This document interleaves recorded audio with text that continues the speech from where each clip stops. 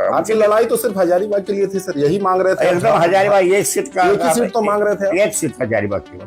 लेकिन क्या ये यहाँ के कांग्रेस का नेतृत्व है ना, आपको मैं बताऊं, बहुत ढुलमिल नीति का है, उसके बारे में कुछ मैं नहीं कहना चाहता। अभी नो मतलब ये कमेंट के नो कमेंट, बहुत ढुलमिल है, बहुत ये है, और ये मिलजुल करके खेल कर रहे हैं झारखंड में। मतलब आपको लगता है कि हजारीबाग का जो चुनाव होता है लोकसभा का, पहले भी जो हुआ दोस्ताना मैच हो जाता है बहुत बार, लगता है वही आज भी जो आज भी है। आप जी भी जो हजारीबाग ये झारखंड के प्रेसिडेंट हैं और दूसरे हैं, इनको अभी डायरेक्ट संबंध है पार्टी सिंह, जो कांग्रेस का यहाँ प्रभारी था, चला गया छोड़ करके बीजेपी में, आज भी फंस रहे संबंध, आज भी संबंध है। इस खेल बिगाड़ने में सबसे ज्यादा हाथ जसवंत सिन्हा का है। कि भाजपा को हराने वाला कौन, अगर ये सवाल उठेगा यहाँ पर, अगर लोग जानना चाहेंगे तो यही तो है वो शख्स, क्योंकि आपने उस वक्त के विदेश मंत्री को हराया। थोड़ा ये सबसे पहले बताइए, ये कैसे हुआ कि आपने 2004 में चुनाव हरा दिया? 3,56,000 समथिंग हमको था, 2,50,000 समथिंग ये जसवंत बाबू को था। बड़का गांव हो, मांडू हो, रामगढ़ हो, चाहे बरी हो, सब जगह जसवंत बाबू से काफी, बल्कि सबसे अंतर था रामगढ़ में, जहाँ 71,000 वोट हमको मिला। सौरभ नारायण सिंह यहाँ चुनाव लड़े, उनके बेटे से भी आ रहे, यशवंत सिन्हा ने भी हराया, गोपाल साहू आए, फिर अकलू राम महतो आए, सब चुनाव हारे। जीतने वाले आप ही हैं, लेकिन आप किनारे बैठे हैं। ये बात बने, ये अभी जिस तरह से हालांकि गड़बड़ हुआ है, बिना पैसा के किसी को टिकट मिला, यहाँ पैसा देना पड़ा। पैसा चाहे बीजेपी हो या कांग्रेस हो, बिना पैसा कोई टिकट नहीं मिल देता है। सुन लीजिए कुछ बात, ये सीपीआई में नहीं चलता है सर। यशवंत सिन्हा से कभी आपकी बात हुई? नहीं, कभी नहीं। हजारीबाग क्या, जहां जहां ये वीडियो जाएगी पूरा झारखंड, आपने तत्कालीन विदेश मंत्री को हराया 2004 में, जो चुनाव हुआ लोकसभा का चुनाव। पूरी तैयारी करती है, हर लोकसभा के चुनाव में यहाँ पर तैयारी होती है कि भाजपा को हराया जाए। 89 से अगर पकड़ेंगे, 89, 91, 96, 98, 99, 2004, 2009, 2014, 2019, 24 का चुनाव है। इस पन्ने को अगर खंगालते हैं तो एक ही चेहरा आता है, एक ही नाम आता है। वो जीत के तौर पर अगर देखते हैं तो आप ही दिखते हैं उसमें। आपने 91 में हराया यदुनाथ पांडे को, भाजपा के प्रत्याशी थे। फिर 2004 में सबसे बड़ी जीत, और वो आनी भी चाहिए, लोगों को पता भी चलनी चाहिए। पूरे भारतवर्ष में अगर बड़े नेताओं को हराने में किसी का नाम शुमार है तो आपका भी नाम उसमें आना चाहिए। उसके बावजूद आपको तरहीज नहीं दी जाती, आपसे बात नहीं की जाती कि भाई भाजपा को हराने वाला कौन, अगर ये सवाल उठेगा यहाँ पर, अगर लोग जानना चाहेंगे तो यही तो है वो शख्स जिन्होंने भाजपा को हराया। तो इनसे बेहतर तो शायद किसी को नहीं पता होगा कि कैसे चक्रव्यूह रचा जाता है, कैसे चुनाव लड़ा जाता है, कैसे चुनाव हराया जाता है, क्योंकि आपने उस वक्त के विदेश मंत्री को हराया। थोड़ा ये सबसे पहले बताइए, ये कैसे हुआ कि आपने 2004 में चुनाव हरा दिया? 2004 में एक तो जसवंत बाबू के खिलाफ में वातावरण था उस वक्त, मन चुका था, आम जनता में असंतोष था। महंगाई का उनके जो नहीं, महंगाई जो उसके लिए था, तो आपको एक तो वो हो गया। दूसरी बात हो गई कि चूंकि ये बना जो झारखंड मुक्ति मोर्चा, राजद, कांग्रेस, मैंने सब पार्टी का अलायंस करके, कोई अदरवाइज विपक्षी का दल का बीजेपी के खिलाफ में कोई दल नहीं था जिसका हमारा समर्थन है। तो वही 1 लाख, आप बताइए, बहुत अंतर से 1,06,000 समथिंग से, 1 लाख से ऊपर, 1,05,000 नहीं, 6,000 के आसपास। 3,56,000 समथिंग हमको था, 2,50,000 समथिंग ये जसवंत बाबू को था। तो उस समय ये आपको ये बड़का गांव हो, मांडू हो, रामगढ़ हो, चाहे बरी हो, सब जगह जसवंत बाबू से काफी, बल्कि सबसे अंतर था रामगढ़ में, जहाँ 71,000 वोट हमको मिला और मात्र 31,000 वोट मिला था ये जसवंत बाबू। वही 87,000 मिला बड़का गांव में, 89,000 मिला मांडू में, इस तरह से करके 65,000 मिला बरी में। लेकिन यहाँ पर हमको वोट कम हो गया, हम 54,000 हमको मिला और 81,000, मात्र एक हजारीबाग सदर विधानसभा है जहां उनको 81,000 मिला था, तो जीत गए 1,06,000 लगभग। जातीय समीकरण का कोई फायदा हो रहा था?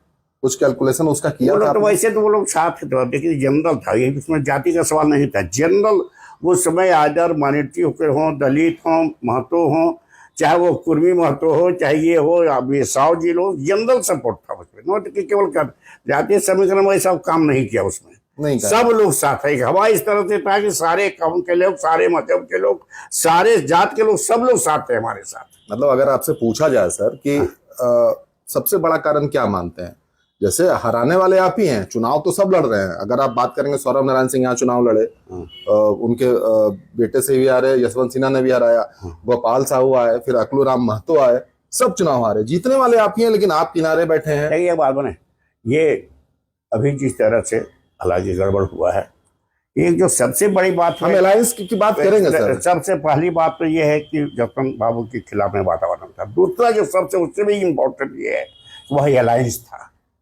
सीपीआई लेफ्ट, चाहे माले हो, माले से लड़ा रहे, मुझे मैंने नहीं मालूम, माले लड़ा था। पूरी ताकत से लड़ाई हुई थी उस वक्त 2004 में। हाँ, सब आप लोग साथ में थे, एकदम साथ में, और सब लोगों ने ईमानदारी से मदद। और अभी का क्या माहौल है? ये अभी अब कहना मुश्किल है, अभी 10 दिन के बाद ही पूछिएगा क्या होगा। अभी कौन रहेगा, कंटेस्ट तो होगा ही, अब कैसा होगा, कौन जीतेगा नहीं जीतेगा अभी कहना मुश्किल है। ये लोगों ने गलत किया है, कांग्रेस वालों ने। मैं कॉमरेड डी राजा जो हमारा जनरल सेक्रेटरी है, हमारा स्टेट सेक्रेटरी है कॉमरेड महेंद्र पाठक, और फिर वो हमारा एक डॉक्टर कांगो हैं जो हमारे सेंट्रल सेक्रेटरिएट के मेंबर हैं, वो बम्बई के रहने वाले हैं, और एक हमारे कॉमरेड पांडा हैं, वो जो उड़ीसा के रहने वाले हैं, हमारे सेंट्रल सेक्रेटरिएट के मेंबर। हम लोग पांचों गए थे वो मुकुल वासनिक के यहाँ। हमने उनसे कहा था कि 2004 के बाद जो भी चुनाव हुआ, हम वो अभी 2004 ही नहीं बल्कि 1989 से 3-9 अभी तक जी 2 बार हम ही जीते हैं, सीपीआई ही वहां जीती है जी। एक बार बिना आपके मदद के जीती थी, कि आपका कैंडिडेट था कदावर नेता ज्ञानानंद जी थे, और एक बार आपके समर्थन से जीते हैं 2004 में।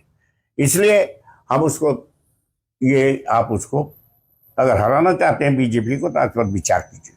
हमारे सब लोगों ने कहा, हम लोग खड़गे से डॉक्टर आपके जो प्रेसिडेंट है कांग्रेस के, उनसे भी मिला था, हम मुलाकात हुई उस बार। हाँ डी राजा, हमसे भी मिला था। आपकी लड़ाई तो सिर्फ हजारीबाग के लिए थी सर, यही मांग रहे थे एकदम हजारीबाग एक सीट का, एक ही सीट तो मांग रहे थे, एक सीट हजारीबाग केवल। लेकिन क्या ये यहाँ के कांग्रेस का नेतृत्व है ना, आपको मैं बताऊं, बहुत ढुलमिल नीति का है, उसके बारे में कुछ मैं नहीं कहना चाहता। अभी नो मतलब ये कमेंट के, नो कमेंट। बहुत ढुलमिल है, बहुत ये है, और ये मिलजुल करके खेल कर रहे हैं झारखंड में। मतलब आपको लगता है कि हजारीबाग का जो चुनाव होता है लोकसभा का, पहले भी जो है दोस्ताना मैच हो जाता है बहुत बार, लगता है वही आज भी जो आज भी है। आप जी भी जो हजारीबाग ये झारखंड के प्रेसिडेंट हैं, दूसरे हैं, इनको अभी भी डायरेक्ट संबंध है पार्टी सिंह, जो कांग्रेस का यहाँ प्रभारी था, चला गया छोड़ करके बीजेपी में। आज भी संबंध है, आज भी संबंध है, आज भी संबंध है। लोग कुछ नहीं था। कई नेताओं को, जो इनके स्टेट के कई नेता हैं, उनको डायरेक्ट संबंध। तकलीफ होता है सर आपको? 84 साल उम्र हो गई आपकी, हाँ। अनुभव है आपका संघर्ष है, ईमानदारी है आपकी, आपके घर में बैठे हैं, 2 बार के सांसद, 2 बार के विधायक हैं, देखकर ये भी आपको मैं बता दूं, देखकर समझ में आता है बड़ा कि मुश्किल से मैं एक तला इसको बनाया था। एक बार एक विधायक बन जाए तो उसका नहीं, सब कुछ बहुत बदल जाता है। मुश्किल से एक तला ही बनाया था। बाद में मेरा बेटा ज्वाइन किया 1997 में, तो उसने जो फर्स्ट फ्लोर है उसने बनाया उसको। हमारी भाई बहुत जीत की, बेटा तुम इसको कर दो मदद, तो बनाओ, तो उसने बनाया। हम अपना एक ही तला बनाया।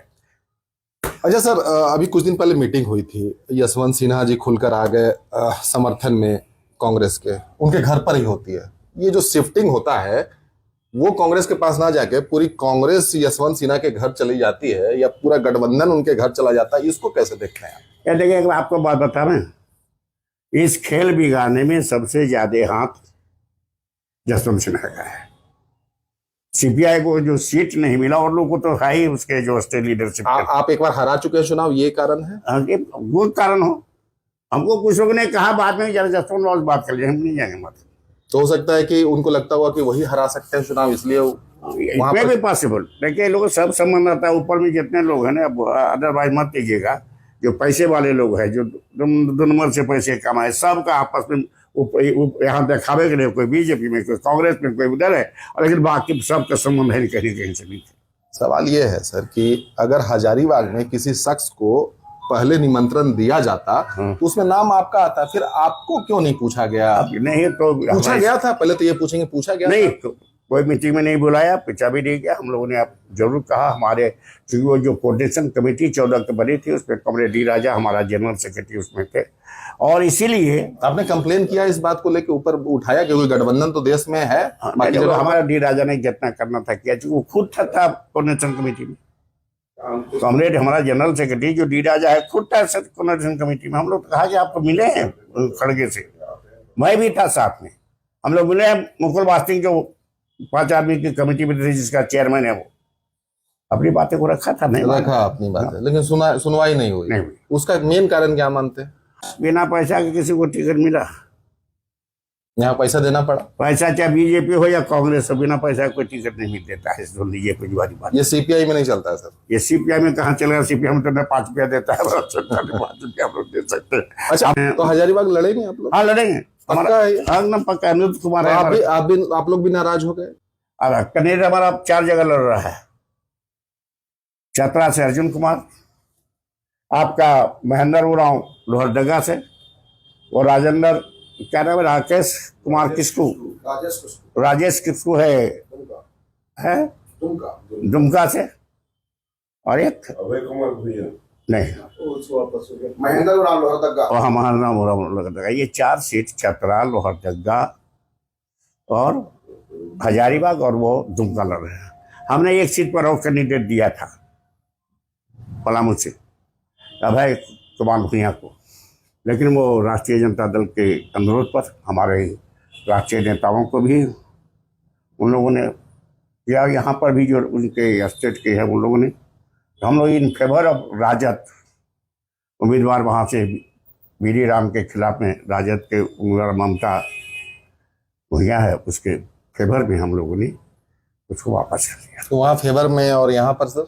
हाँ, मैं कहा हमको गठबंधन का कुछ नहीं है, ये पार्टी उसको कहा राजद के वो है कैंडिडेट, इसलिए ये पार्टी उसको समर्थन दे रहे हैं। भाई गठबंधन जरूरी नहीं है, गठबंधन के सब जगह सबको समर्थन देंगे। हमारा उसमें साफ साफ है, आपको बता दें। पहला ये, जहाँ कम्युनिस्ट पार्टी है कम्युनिस्ट पार्टी के वोट दो, उसके बाद जहाँ लेफ्ट है लेफ्ट को वोट दो, और जहाँ लेफ्ट नहीं है हम सीधे सीधे जो बीजेपी को हरा सकता है, चाहे कोई भी हो, नोट गठबंधन का ना कहीं नहीं, जो कोई भी हो बीजेपी को जो हराने का रखता है उसको हम समर्थन करें। कांग्रेस के किसी नेता ने आपसे संपर्क करने का कोशिश किया? ये हजारीबाग के, हजारीबाग में वो कैंडिडेट है, और ये क्या नाम इसका, अकेला बरही का एमएलए है, प्लस वो जो शैलेंद्र यादव, एक दिन हम जा रहे थे, तो मतलब खाली ऊपर ऊपर से बात हुई? एक दिन जो बात हुआ, हमने कहा था 5-7 दिन के बाद में हम बात करेंगे, अभी हम बात करने की स्थिति में नहीं है क्या होता है, लेकिन उसके बाद फिर यशवंत सिन्हा से कभी आपकी बात हुई? नहीं, कभी नहीं।